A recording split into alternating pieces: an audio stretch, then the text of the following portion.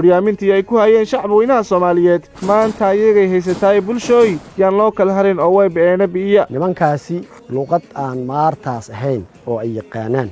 mala qarxin shacab cabsi gelin xasuuq maato dila lala eegto dac kastoo yihiin diirka Soomaaliyeed iyo baadida shacab weynaha isugu jira xoogsato muruq maal iyo maskax maalba leh waa astaanta nabadiidka arxanka daran ee al-shabaab argagixisadu waa kuwa uu arkay xalkoodu inuu ku jiro inay siracdiliyeeyeen cid kasta oo ku hadaaqda xaq ah tidhaahdana waxaad wadaan waa qalad aan diinta islaamka meelna ka waafaqsanayn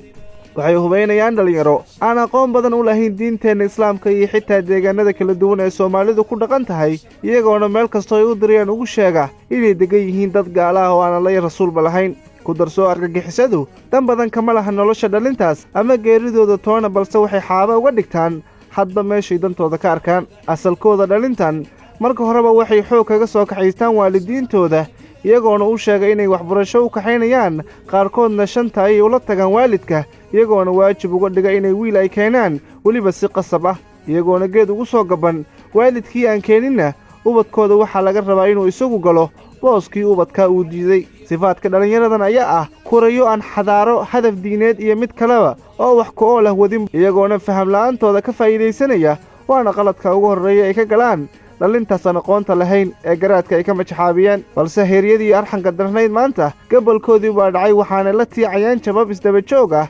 waxaana lala fahmay falalkoodii gurracnaa iyadoona la xijiyey intii ay ku bi'in jireen maatada waxaa meel walba daadsan meydadkoodii qaarna way madax gureen si aan loo garan haybtooda guushaana waxaa laga hantiyey midowga dadka deegaanka ee kaashaday ciidanka xoogga dalka Soomaaliyeed ee dagaalka baan kula jira maleeshiyadan waxaa holcaya maanta quluub badan oo ku fikiri jirtay dhibaataynta maatada Soomaaliyeed ee aan waxba galabsan indha quusa ayaa ka muuqata horjoogayaashii waxay doonaan xaq ku sheegi jiray waxa kalena baadil ka dhigi jiray iyagoona intaasi dheer tahay inay maanta caymad yihiin hooggana uu ka gaaray ka tegidda saan wanaaggii lagu yaqaanay Soomaalida waxaa muddo dhow kadib idanka ilaahay lagu waayi doonaa arxanlaawayaashii daadin jiray dhiigga ummadda Soomaaliyeed kadibna ka dhigi jiray waxaan macno lahayn ama ay cibaado tahayba inay didaadiyaan dhiigga allana ugu dhowaadaan curyaamintii ay ku hayeen shacab weynaha Soomaaliyeed maanta ayagay haysatay bulshooy yaan loo kala harin oo way beena biya dadka kuwa dhameeyo